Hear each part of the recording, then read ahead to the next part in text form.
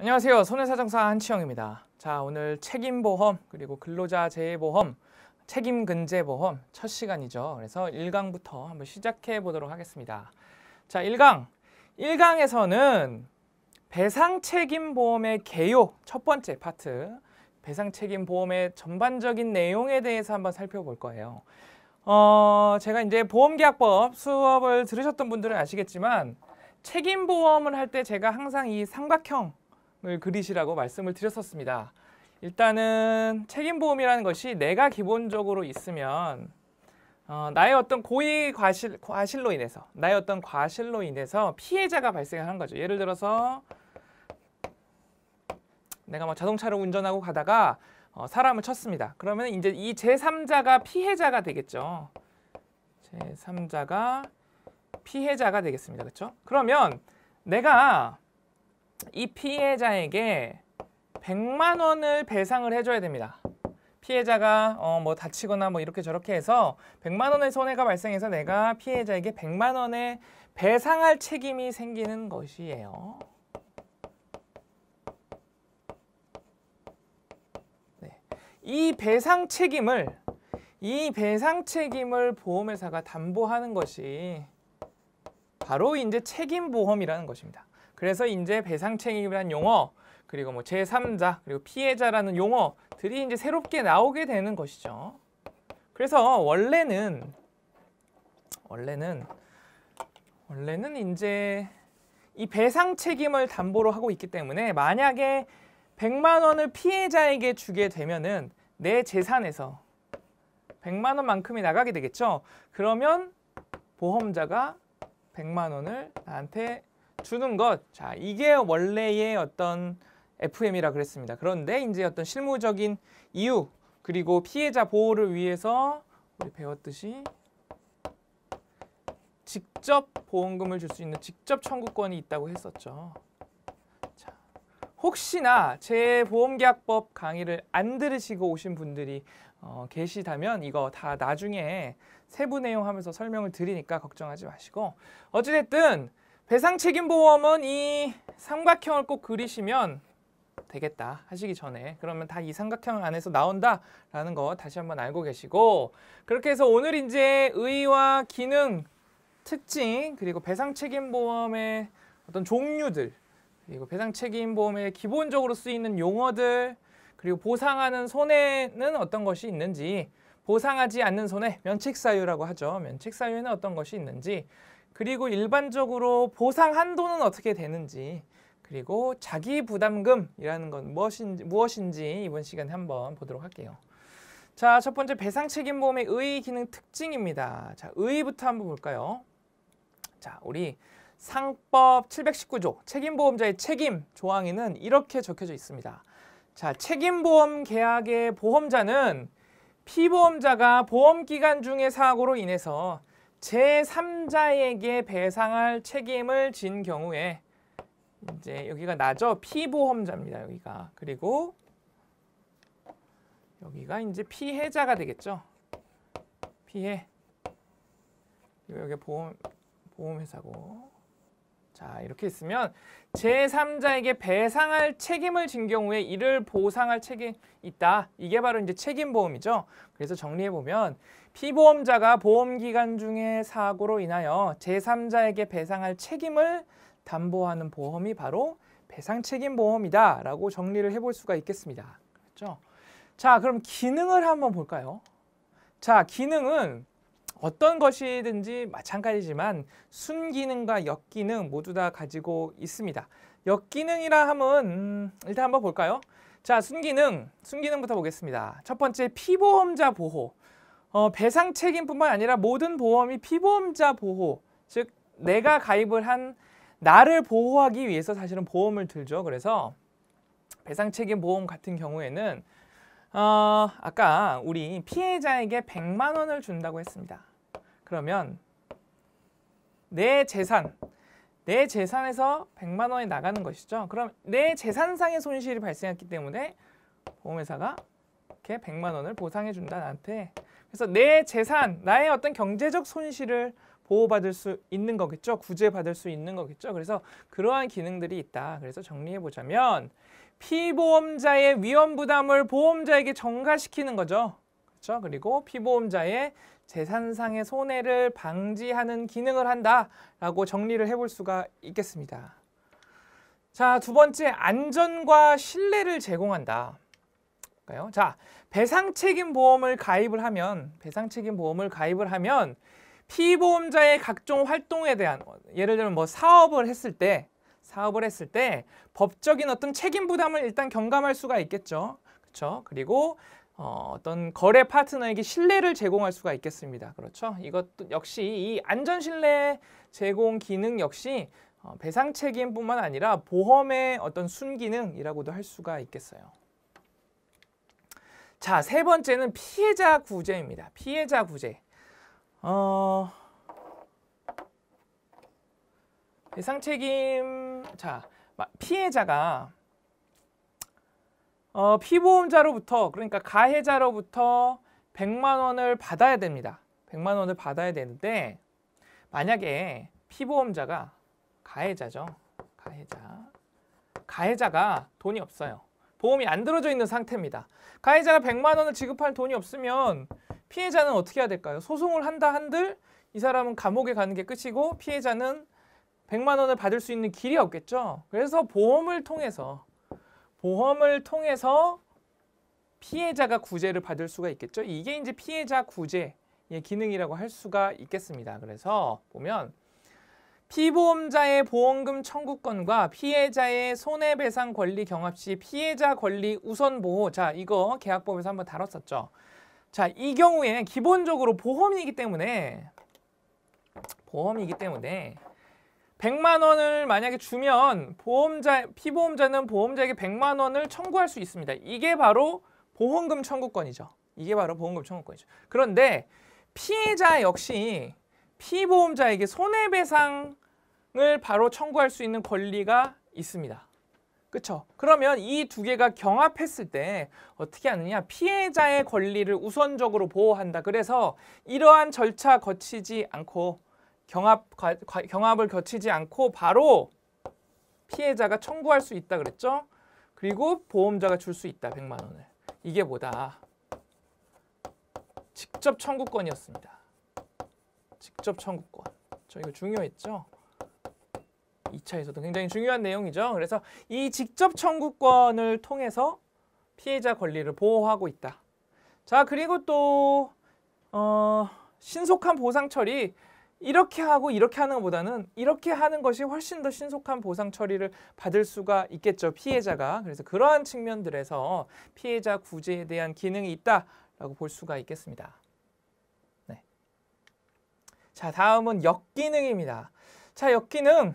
첫 번째, 위험 관리가 소홀해지겠죠. 내가 이 물건을 보험에 듦으로써 보험에 안 들었을 때보다 이제 보험 들었으니까 하면서 이 물건에 대해서 더 소홀해질 수가 있겠죠. 그래서 그런 부분들이다.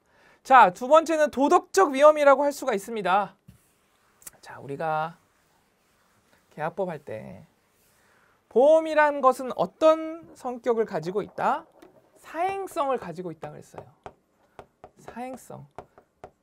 사행성이란 뭐다? 어떤 우연한 이익을 기대하는 마음이라고 했죠. 뭐 마음이라고 할까요? 의도? 뭐 그런 거겠죠. 자, 왜? 보험이라는 것은 우연한 보험 사고로 어떻게 돼요? 보험료라는 소액을 내고 보험금이라는 큰 금액을 받게 되죠. 그래서 보험은 기본적으로 이 사행성이 있다. 그렇기 때문에 도덕적으로 일부러 이 보험을 악용하려는 사람들이 있겠죠. 그게 바로 이제 도덕적 위험이다라고 표현을 했습니다. 그렇죠? 그래서 계약법에서는 이 도덕적 위험들을 방지하기 위해서 고지 의무와 또 뭐 통지 의무 등을 두었죠. 두었습니다. 그래서 도덕적 위험, 뭐 역기능 나오면 또 이렇게 계약법에서 배웠듯이 연결시키면 충분히 또 좋은 답안에 쓰실 내용이 될 수 있겠습니다. 자, 다음은 이제 특징들, 배상책임보험의 특징에 대해서 또 한번 볼까요? 자, 첫 번째, 제3자가 존재한다. 제3자가 피보험자, 피해자, 보험자가 있으면 저 제3자가 존재를 합니다. 반드시. 그렇죠? 그렇죠? 자, 그래서 피보험자가 배상 책임을 지는 제3자가 존재한다. 배상 책임 100만 원. 이거 이렇게 정리를 할 수가 있겠습니다. 자, 또 법률상 배상 책임 이거죠. 법률상 배상 책임. 소송을 갔을 때 배상 책임을 지는데 어떤 배상 책임이냐? 법률상 배상 책임을 진다. 자, 이 말 기억해 두세요. 나중에 가면 다시 한번 중요할 때 나옵니다. 법률상 배상 책임을 진다. 그래서 자, 피보험자의 제3자에 대한 법률상 배상 책임이 발생을 했고 제3자가 100만 원을 내놔라고 청구가 있어야 됩니다. 있어야. 그래야 보험사고가 발생을 한 것이겠죠. 그래서 사고가 발생하면은 100만 원이 나가고 보험자에게 100만 원을 받고 이러한 구조다.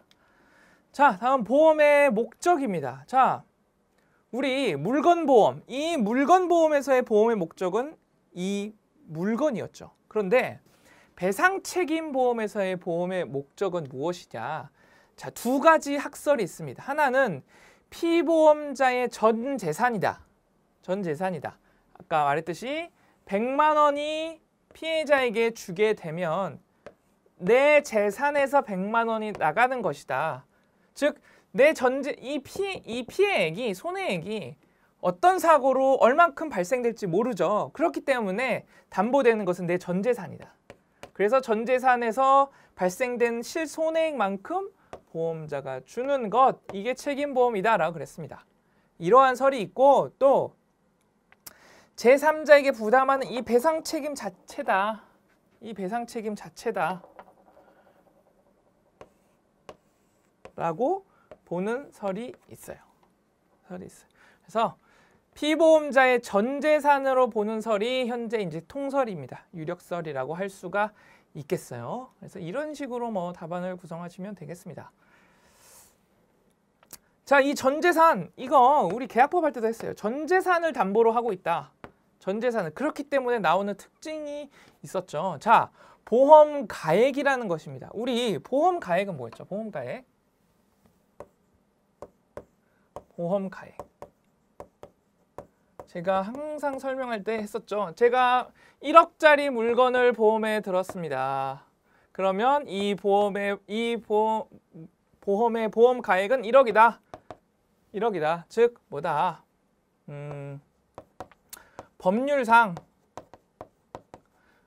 내가 보상받을 수 있는 최고 한도액이다 그랬어요. 그쵸? 기억나시죠? 그게 바로 이 보험 가액인데 여기서는 지금 우리 보험의 목적이 1억이니까 보험 가액을 1억이라고 할 수가 있습니다. 그렇죠? 그런데 지금 책임보험에서는 전재산, 나의 전재산이 보험의 목적이라고 했어요. 즉, 전재산이 보험의 목적이기 때문에 이 보험 가액을 정할 수가 없습니다. 언제까지? 사고가 발생되기 전까지는 기본적으로 보험 가액을 정할 수가 없는 거예요. 그래서 그런 점이 특징이 되겠습니다. 그래서 정리를 하면 보험의 목적은 피보험자의 전 재산이다. 그래서 손해 발생 전까지는 보험 가액을 정할 수가 없다라는 것이 이제 특징이 될 수 있겠어요. 그래서 그렇게 알아두시면 되겠습니다. 자, 다섯 번째 보험사고. 보험사고, 배상책임보험에서의 보험사고는 뭐냐? 세 가지 설이 있습니다. 손해사고설, 이 사고가 발생했을 때가 그 사고가 보험사고다. 일반적인 것이죠, 가장. 그리고 배상청구설, 우리 계약법에서도 살짝 나왔었는데 피해자로부터 배상 청구를 받은 시점이 그 보험사고가 발생한 것이다 라고 보는 설이 있고 책임이 발생했을 때 그때를 보험사고로 보는 설이 있습니다. 그래서 현재는 통설은 손해사고설이다. 손해사고설. 손해의 원인이 되는 사고가 발생했을 때 그 사고를 보험사고로 본다라고 알고 계시면 되겠습니다. 자, 다음은 배상책임보험의 종류에 대해서 한번 알아볼게요. 종류. 자, 앞으로 우리가 배우게 될 책임근제보험 시간에 배우게 될 내용들의 로드맵을 지금 여러분들이 그린다고 생각하시면 되겠습니다. 자, 첫 번째로 근로자 재해보장 책임보험이 있어요. 자, 항상 삼각형 피보험자, 피해자, 보험자가 있으면 여기서 뭐다? 나의 법률상 배상 책임을 담보하는 것이 책임보험인데, 그렇다면 근로자 재해 보장 책임보험은 무엇이냐? 자, 피해자가 누가 되겠어요? 근로자가 되겠습니다. 그렇죠? 근로자가 다쳤을 때. 근로자가 다쳤을 때 그럼 피보험자는 누구겠느냐? 사용자가 되겠습니다. 사장, 사업주, 사용자. 그럼 어떤 책임이 있길래 사용자가 근로자가 업무 중에 다쳤을 때 어떠한 법률상 배상 책임이 있느냐? 근로기준법상의 책임이 있습니다. 근로기준법상에 나중에 이제 이거 근로자재 근제보험이라고 하죠. 그래서 근제보험 시간에 다시 한번 자세하게 다루게 되실 겁니다. 그래서 그것보다는 이제 이러한 구도로 계속 간다. 그래서 이런 종류가 있다라는 느낌으로 이번 시간에는 보시면 되겠어요. 암기하실 필요는 없고. 그래서 이 근로기준법상에 보면 근로자가 사용자의 업무를 위해서 업무를 하다가 다쳤을 때는 사용자는 자신의 재산으로서 그 근로자를 손해를 보상해주고, 그러니까 뭐 치료를 해주고 이러할 의무가 있습니다. 그래서 그러한 법적 의무를 대신해 주는 것이 바로 이 근로자재해 보장 책임보험, 근제보험이라고 하는 것이에요. 그래서 우리나라에서는 여러분들이 많이 알고 계시는 게 산재보험이라고 여러분들 많이 알고 계시죠? 자, 그럼 이 산재보험과 근제보험의 차이는 뭐냐? 이거 중요하죠. 산재보험은 국가에서 운영을 합니다. 그렇죠? 그래서 강제보험이에요. 근로자를 두고 있는 사업주라면 반드시 들어야 하는 강제보험입니다. 자, 그럼 근제보험은 무엇이냐? 임의죠. 이거는 회사가 운영을 하죠. 그래서 임의적으로 들 수 있습니다. 자, 그럼 생각을 해보면 국내에서는 거의 모든 사업장이 이 산재에 가입이 되어 있단 말이죠. 그렇죠? 그러면 근제가 뭐가 필요하느냐? 근제가. 그래서 실제적으로는 국내에서는 이 산재가 기본적으로 되어 있고 산재에 초과되는 손해가 발생을 했을 때를 위해서 근제를 통해서 어떤 특약 형태로 초과 손해를 보상하도록 하는 보험 가입이 주를 이루고 있습니다. 그리고 또 이제 추가적으로 뭐 해외 근로자들, 선원 근로자들에 대해서 이 근제보험이 이제 가입이 이루어지고 있죠. 그래서 그렇다라는 거 알고 계시면 되고, 그게 이제 근제보험이다라는 거 알고 계시면 되겠습니다. 자, 그리고 일반 배상책임보험은 자, 한번 볼까요? 보면서 설명을 하는 게 좋을 것 같습니다.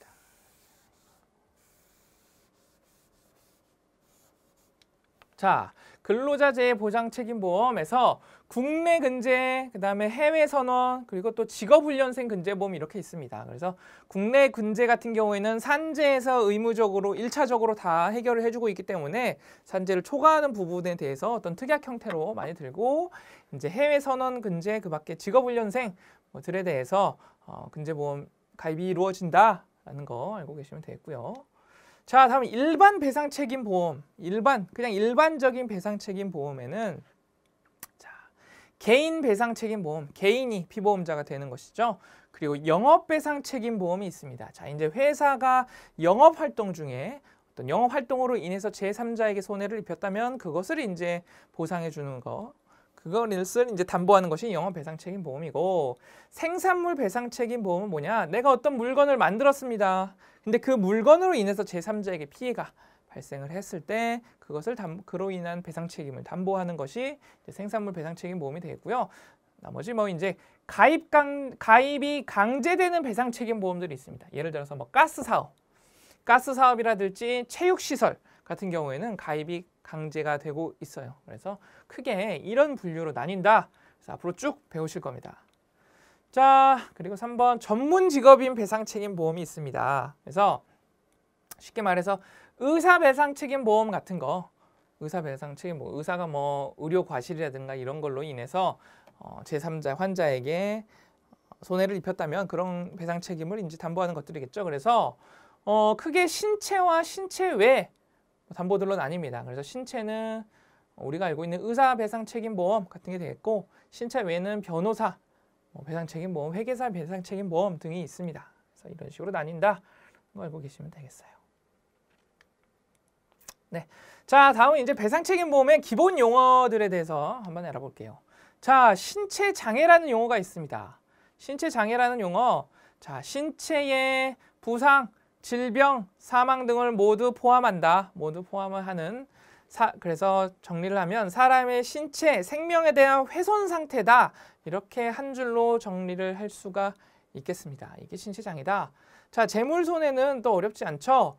재물의 훼손으로 일단 발생을 한 것이겠죠. 그래서 직접 손해, 재물 자체에 직접적으로 발생한 손해도 포함이 되고, 그것을 그 재물의 손해, 재물이 뭐 손괴됨으로써 발생한 재물을 쓰지 못해서, 사용하지 못해서 발생한 어떤 사용 손실 등 그런 것도 이제 담보가 되겠습니다. 그리고 마지막으로 이제 재물은 유채물이나 무채물 또 구별하지 않는다. 무채물, 그래서 뭐 광고권, 지적 재산권 이런 것도 이런 것도 포함이 된다. 알고 계시면 되겠어요. 자, 사고, 보험 사고란 무엇이냐? 급격하고 우연한 외래 사고, 흔히들 급우회라고 합니다. 급우회.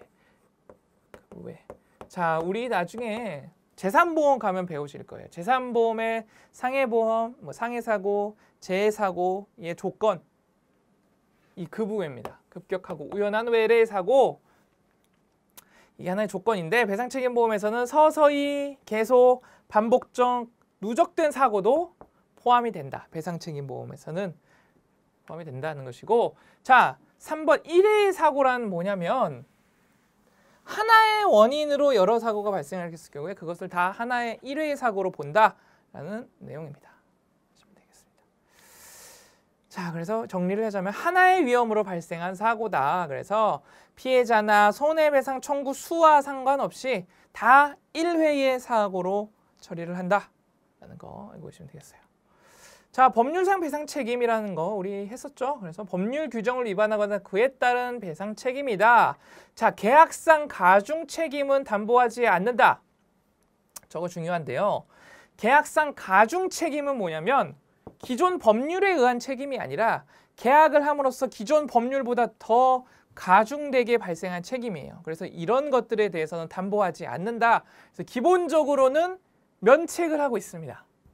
면책, 계약상 가중 책임은 면책입니다. 그런데 이제 어떤 여러 어떤 영업 활동, 회사들이 여러 활동을 하다 보면 계약상 이런 가중 책임들이 발생할 수 있겠죠. 그래서 여러한 필요에 의해서 어떤 특약을 통해서 담보되기도 합니다. 가끔씩. 그래서 어찌됐든 기본적으로는 계약상 가중 책임은 면책이다라는 거 알고 계시면 되겠어요. 자, 다음은 보상하는 손해와 보상하지 않는 손해, 즉 면책 사유에 대해서 한번 해볼 겁니다. 자, 보상하는 손해 볼까요? 자, 보상하는 손해 첫 번째는 법률상 손해배상금을 보상을 해줘요. 그렇죠? 그리고 담보를 한다. 그리고 그에 따라서 발생되는 어떤 비용들, 이게 이 두 가지가 보상하는 손해가 되겠습니다. 그래서 법률상 손해배상금부터 보면, 자, 민사적인 손해배상금, 일반적으로 우리 합의금이라고 많이 하죠. 그런 것들, 그리고 법원의 판결금 같은 거, 그런 것들이 이제 법률상 손해배상금이 되겠습니다. 어렵지 않죠. 자, 중요한 것은 좀 이 비용이죠. 그래서 계약자 피보험자가 지출한 이 비용들인데 그 비용들에는 어떤 것이 있느냐. 자, 우리 다 계약법에서 한 번씩 다 했던 내용들입니다. 보시면 손해방지 비용이 있겠죠, 기본적으로. 그래서 손해방지와 경감을 위해서 필요 또는 유익한 비용이다 라는 거 보시면 되겠고요. 자, 두 번째는 이제 방어 비용이 있습니다. 방어 비용 해서 재판 비용이라고 보시면 여러분들 이해하기가 쉬우시겠어요. 그래서 소송, 변호사, 중재, 화해, 조정에 관한 비용이다 라고 정리를 하시면 되겠고, 자, 세 번째 공탁보증보험료가 있습니다. 자, 이 공탁이라는 것은 뭐냐면 예를 들어서 어떤 게 좋을까요?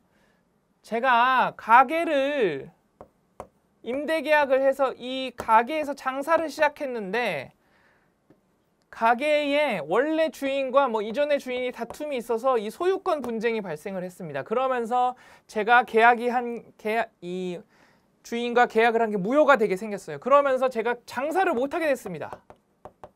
이렇게 된 거예요. 이렇게 된 거예요. 그러면 피보험자가 이 재판 과정이죠. 그러면 일단은 이 재판 과정을 어찌됐든 결론이 나려면 굉장히 오랜 시간이 걸리죠. 그래서 재판에 이제 공탁을 거는 겁니다. 공탁금을 걸어서 일단은 법률 행위를 마치게 하는 것이죠. 법률의 어떤 행위의 결과가 법률 효과가 발생토록 하는 것이에요. 아직 재판이 끝나지 않았지만 그게 바로 이제 공탁이라는 제도가 되겠습니다. 그래서 그런 공탁을 보증해 주는 게 이제 공탁보증보험이라는 것이 있어요. 그래서 이러한 공탁보증보험료 같은 것들도 이제 보상을 해준다라는 거 알고 계시면 되겠습니다. 보증보험회사 그러니까 따로 있죠. 보증보험회사 따로 있습니다. 자, 네 번째는 이제 협조비용. 그래서 보험사 요청에 의한 협조비용이 되겠습니다. 이런 것들도 당연히 보상 항목 안에 들어간다 하는 걸 알고 계시면 되겠고요. 자, 다음은 보상하지 않는 손해입니다. 자, 여러분들 지금 배우는 내용이 배상책임보험에 공통적으로 다 들어가는 부분이 공통약관의 면책사유라고 보시면 되겠습니다. 그래서 이 부분 꼭 기억을 하셔야 되는데요. 그래서 하나씩 보시면, 자, 첫 번째 보관자 책임이라는 것이 있습니다. 보관자 책임. 자, 볼까요? 피보험자가 보호, 관리, 통제하는 재물이 손해를 입음으로써 그 재물에 대하여 정당한 권리를 가진 사람에 대한 배상 책임. 그러니까 예를 들어서 내가 미용실을 하고 있습니다. 미용실을 하고 있는데 손님이 찾아오면 손님이 이제 여러 물건들을 맡기게 되겠죠. 아니면 뭐 세탁소도 있을 수 있고 맡기게 되면 그 맡긴 물건에 대한 어떤 손해, 이 피보험자의 가게 주인의 통제하에 있는 어떤 손해, 이런 것들은 배상 책임에서 기본적으로 담보하지 않는다. 피보험자의 어떤 보호관리, 피보험자의 재물 손해로 기본적으로 보거든요. 그런 손해들은. 그래서 성격상 담보하지 않습니다. 성격상. 이런 보관자 책임에 대한 손해는. 또 뭐 생각해 볼 수 있는 게 예를 들어서 보험회사가 또 예측하기가 사실은 어렵겠죠. 왜냐하면 뭐 미용실이 자기들이 영업하면서 영업배상 책임을 들었습니다. 그러면 보험회사에서도 미용할 때는 뭐 이런 사고가 생기고 미용에 관한 어떤 보험료를 산정하고 이렇게 하겠죠. 그런데 예를 들어서 뭐 굉장히 어떤 부자인 손님이 있는데 다이아를 맡겼습니다. 다이아 목걸이를. 굉장한 값이 나가는 것이겠죠. 자, 이런 것들 굉장히 예상할 수 없는 손해들, 예상할 수 없는 어떤 사고들이 발생할 수가 있겠죠. 그래서 기본적으로 보관자 책임에 대한 손해, 보관자 배상 책임은 면책으로 하고 있습니다. 면책으로. 하지만 또 생각해 보면 영업하는데 이런 부분들 반드시 필요한 부분이죠. 어떻게 보면. 그렇죠? 피보험자, 내가 사업주라면 이런 부분들 보험에 담보하고 싶죠. 특히나 미용실뿐만 아니라 예를 들어서 창고업을 합니다. 내가 창고업. 그럼 내가 어떤 보관하는 사람인데 그렇다고 해서 그런 배상 책임 보험을 들 수가 없다? 그렇죠. 그런 경우들을 위해서 뭐냐면 보관자 배상 책임 보험이라고 따로 있습니다. 보관자 배상 책임 보험이라고. 그래서 주로 특약의 형태로 해서 부과가 돼서 보상을 하고 담보를 하고 있어요. 어쨌든 기본적으로는 보관자 책임은 면책 손해다, 면책 사고다 라는 거 일단은 알고 계시면 되겠습니다. 특약의 형태로 따로 보관자 책임 보관자 배상 책임 보험이라고 있습니다. 그래서 그걸 통해서 이제 담보를 하죠. 자, 두 번째 고의 사고 당연히 면책이겠습니다. 그래서 계약자, 피보험자, 법정 대리인의 고의로 생긴 손해에 대한 배상 책임 당연히 면책이고요. 자, EMP 여러분들 EMP 영화에서 요즘 영화에서 많이 나오죠. 특히나 게임 주로 하시는 남성분들 이 EMP라는 용어 많이 아실 겁니다. EMP 탄, 뭐 EMP 쇼크 이런 거 많이 들어보셨을 건데요. 일렉트로매그네틱 펄스죠. 그래서 전자기장 파입니다. 전자기장 충격 뭐 이렇게 되겠죠. 그래서 이 EMP 탄을 쏘면 그 주변에 있는 전자기계가 모두 마비가 됩니다. 모두. 그래서 그런 것들이 이제 EMP라고 하는데, 그래서 전자파 EMP로 생긴 손해배상 책임, 전자기장으로 생긴 손해배상 책임, 이것도 면책이다. 이것도. 그래서 EMP라고 기억을 해두시면 되겠고요. 자, 네 번째 천전핵방. 자, 이게 뭐냐? 천전핵방. 하나씩 볼까요? 자, 처음부터 보겠습니다. 천재지변으로 생긴 손해배상 책임. 천재지변으로 손해가 생긴 경우에 면책 사유입니다. 지진, 분화, 홍수, 해일 또는 이와 비슷한 천재지변이라고 할 수가 있겠죠. 자, 전은 무엇이냐? 전은 전쟁 등으로 생긴 손해배상 책임입니다. 그래서 전쟁, 혁명, 내란, 사변, 테러, 폭동, 소요, 노동쟁의 같은 이와 유사한 형태들 다 여기에 포함이 되겠습니다. 자, 핵연료 물질 등으로 생긴 손해배상 책임이에요. 그래서 핵연료 물질에 의하여 오염된 물질의 특성에 의해서 발생된 것들, 어찌됐든 핵연료 물질에 의해서 발생된 것들, 이런 거 면책이다. 자, 또 비슷합니다. 방사능으로 생긴 손해배상 책임. 그래서 방사능을 쬐는 거, 방사능 오염으로 인한 것들 다 면책이 되겠습니다. 자, 먼지와 소음. 자, 티끌, 먼지, 성면, 분진, 소음으로 생긴 손해에 대한 배상 책임, 이것도 면책이다. 이것도 면책이다. 보시면 되겠고요. 자, 마지막으로 우리 아까 했었죠. 가중책임. 자, 피보험자와 타인 간에 손해배상에 관한 약정이 있습니다. 그리고 그 약정에 의해서 법률상보다 더 가중된 배상 책임에 대해서는 면책 사유다. 하는 거 꼭 기억을 하시고요. 그래서 쉽게 외우시려면 어떻게 외우시면 되느냐. 자, 보관자가 고의로 EMP를 쐈습니다. 굉장히 큰 EMP 미사일을 쐈어요. 그래서 천전핵방이 발생을 한 겁니다. 그리고 그로 인해서 그런 먼지 소음이 당연히 발생을 하겠죠. 그리고 굉장히 큰 어떤 범죄이기 때문에 보관자가 가중책임을 받았다. 그래서 보관자가 고의로 EMP를 쏴서 천전핵방을 일으켜서 먼지 소음이 발생해서 가중책임을 받았다라고 외우시면 절대 안 잊어버리실 겁니다. 저도 이렇게 외웠습니다. 자, 보상 한도와 자기부담금에 대해서 마지막으로 좀 볼까요? 보상 한도. 보상 한도부터 보겠습니다. 일단 대인 보상 한도액이 있을 수 있겠죠. 즉 사람이 다쳤을 때 신체 상해 사고의 보상 한도액이 있을 수 있겠습니다. 그래서 1인당 보상 한도액, 한 사고당 보상 한도액 이렇게 있어서 설정을 할 수가 있겠습니다. 자, 두 번째 대물 보상 한도액이 있을 수 있어요. 그렇죠? 그래서 재물 손해 사고의 보상 한도액, 그래서 한 사고당 보상 한도액을 설정할 수가 있습니다. 자, 일괄 보상 한도액이라는 것도 있어요. 그래서 신체 재물 관계없이 모든 손해에 대해서 보상 한도를 설정할 수도 있습니다. 자, 연간 보상 총액, 총 보상 한도액이라고도 합니다. 이 부분 조금 중요한데요.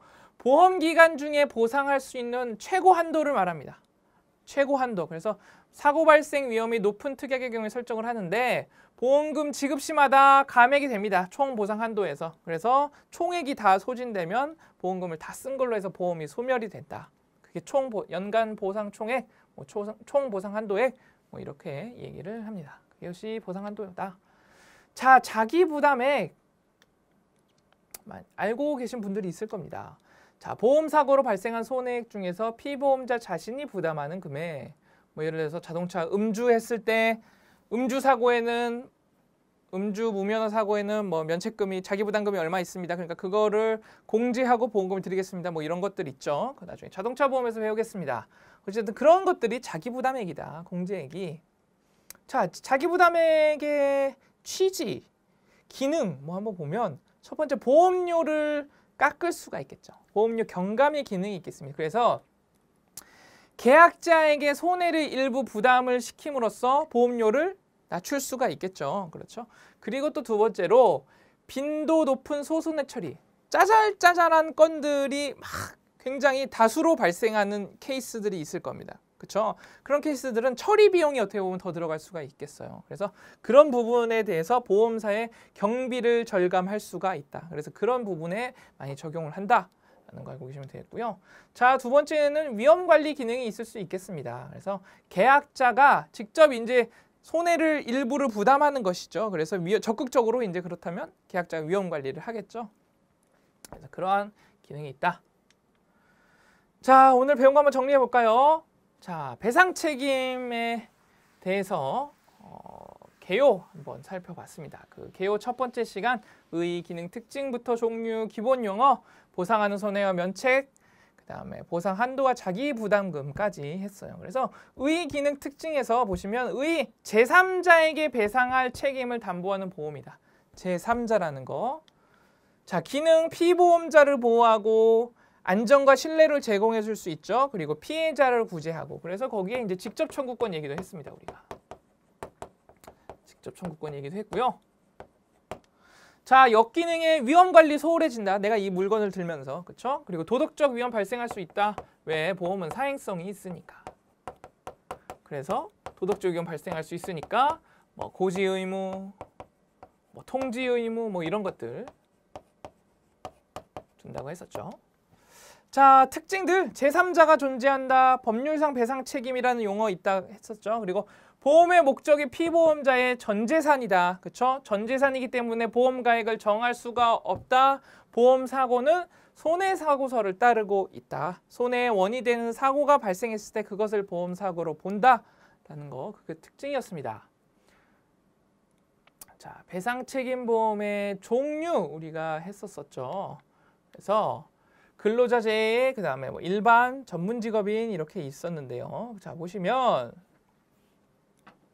근로자재해 국내, 뭐 해외에서는 직업훈련생 이렇게 있고, 일반, 개인, 영업, 생산물, 그리고 가입이 강제되는 것들, 뭐 가스 사고라든가, 뭐 체육시설 같은 것들 이제 가입이 강제된다. 자, 전문직업인 배상책임보험도 있었습니다. 그래서 신체와 신체 외 담보들로 구분이 되고요. 자, 기본적인 용어들, 신체장애란 사람의 신체 생명에 대한 훼손 상태, 그리고 재물 손해는 재물의 훼손이라고 그랬죠. 그래서 직접 손해와 사용 손실 등 다 포함을 하고요. 무채물도 유채물, 무채물 상관없다. 지적재산권 뭐 이런 것들 상관없다. 자, 사고라는 거 급우회, 급격하고 우연한 외래 사고뿐만 아니라 서서히 계속 반복 누적된 사고도 되고요. 일회의 사고라 하면 하나의 위험으로 발생한 사고 다 일회의 사고로 본다라는 거 기억을 해주시기 바랍니다. 자, 그리고 법률상 배상 책임이라는 용어 있었죠. 그래서 중요한 거 계약상 가중 책임은 면책이다 라는 것도 알고 계시고, 자, 보상하는 손해, 보상하지 않는 손해에서 보상하는 손해부터 보면 법률상 손해배상금과 비용을 보상하는데, 법률상 손해배상금은 뭐 법원의 판결금이나 합의금 같은 것들이고, 비용은 우리가 배웠던 손해방지 비용, 방어 비용, 재판 비용이죠. 그리고 공탁 걸었을 때 공탁 보증보험료 같은 거, 그리고 협조 비용 있을 수 있겠습니다. 보상하지 않는 손해 이렇게 외우시라 그랬죠. 보관자 책임, 고의로 인한 손해, EMP, 천전핵방, 먼지소음, 가중책임까지 이런 식으로 외우시면 되겠습니다. 자, 보상 한도와 자기 부담금에서 대인 보상 한도액 있다고 했었죠. 그래서 1인당 한 사고당, 뭐 대물은 한 사고당, 일괄은 다 해서 한도 설정할 수 있는 것이고, 연간 보상 총액이라는 것도 있었습니다. 그래서 보험금 지급할 때마다 감액이 되고 총액을 다 쓰면 보험이 소멸된다라는 거. 자, 자기 부담액 했었죠. 피보험자 자신이 부담을 합니다. 그럼으로써 보험료도 경감되고 위험 관리도 적극적으로 유도할 수 있다라는 라는 기능이 있었습니다. 자, 우리 그럼 교재를 보면서 이제 좀 체크를 해볼까요? 자, 교재 첫 번째 배상책임보험의 의의와 기능이 있습니다. 의의 부분, 기능 부분 당연히 어렵지 않죠. 의의 부분 같은 경우에는 여러분들 툭 치면 툭 나오게 꼭 암기, 이해를 통한 암기 꼭 해주시고요. 기능 부분도 한번 체크해서 보시고 다음 페이지 넘어가시면 특징들이 있습니다. 특징들도 보시고. 자, 배상책임보험의 의의와 기능 특징을 써라 이렇게는 사실 나오기 쉽지 않죠. 하지만 이것들 여러분들이 답안을 구성하실 때 이러한 개념들을 확실히 알고 계셔야 답안을 구성하실 수가 있습니다. 이러한 내용들이 다 다른 답안에 응용이 되거든요. 그러니까 꼭 필요한 부분이니까 암기를 꼭 해두시고 이런 정의들 암기를 해두시고 자, 옆 페이지 보면 기본적인 용어들 있죠. 그래서 신체 장애부터 해서 사람의 신체 생명에 대한 훼손 상태를 말한다. 재물 손해, 재물의 훼손으로 인해 발생한 직접 손해, 사용 손실, 유체물, 무체물 구별하지 않는다는 거. 자, 사고 동그라미 1번 해서 급격하고 우연한 외래 사고, 동그라미 2번에서 서서히 계속적, 반복적, 누적적으로 발생한 사고도 포함. 그리고 그 뒤에 1회의 사고라 안에서 설명이 있습니다. 한번 보시고. 4번의 법률상 배상 책임에는 이제 계약상 가중 책임은 제외한다. 라는 거 보시면 되겠고요. 자, 다음 페이지에 배상 책임 보험의 종류가 있습니다. 그래서 이 종류 다 했었죠? 종류 다 했었습니다. 그래서 쭉 한번 읽어보시면 되겠어요. 설명 안 했던 부분들 한번 잠깐 볼까요?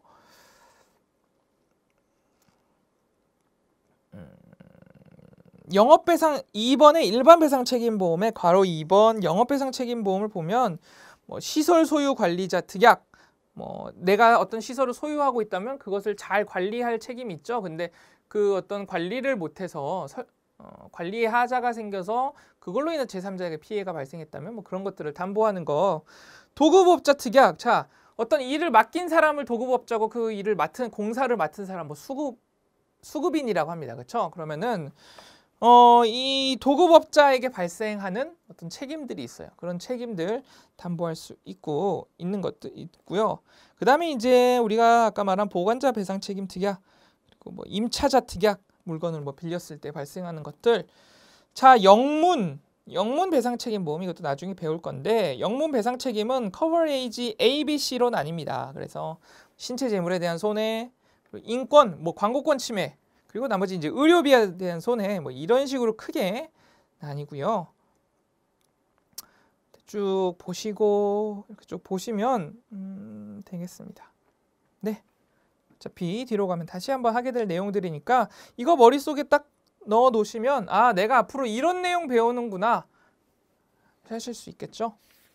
항상 말씀드리지만 여러분들 머릿속에 그 구조 어떤 내가 공부하는 과목의 구조와 원리를 알고 계시는 게 중요합니다. 그리고 암기하실 부분들은 그 구조 원리에 나무 가지치듯이 살을 붙이는 형식으로 하셔야 시험에 나왔을 때 여기서 꺼내 쓰고 저기서 꺼내 써서 이렇게 응용하고 이렇게 하시기 쉽다고 제가 말씀을 드렸었어요.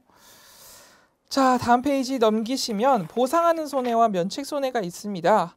그래서 보상하는 손해 부분 봐주시고 2번에 괄호 2번의 비용. 그래서 동그라미 1번이 이제 손해 방지 비용이죠. 손해 방지 비용.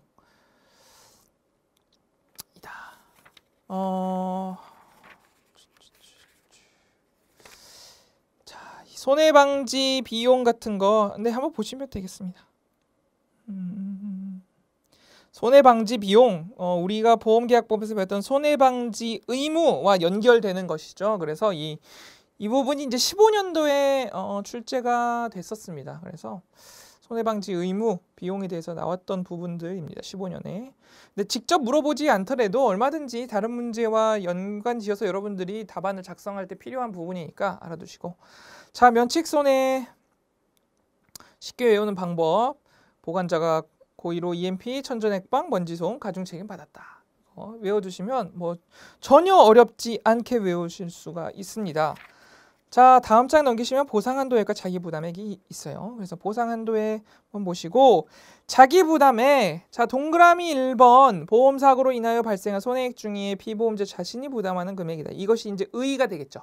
자기부담 금액의 의의가 되겠고요. 2번에서 4번이 이제 기능과 어떤 취지라고 정리를 할 수가 있겠습니다. 그렇게 타이틀을 달 수가 있겠네요. 라고 보시면 될 것 같습니다. 네, 이번 시간 준비한 내용 여기까지고요. 다음 시간에 뵙도록 하겠습니다.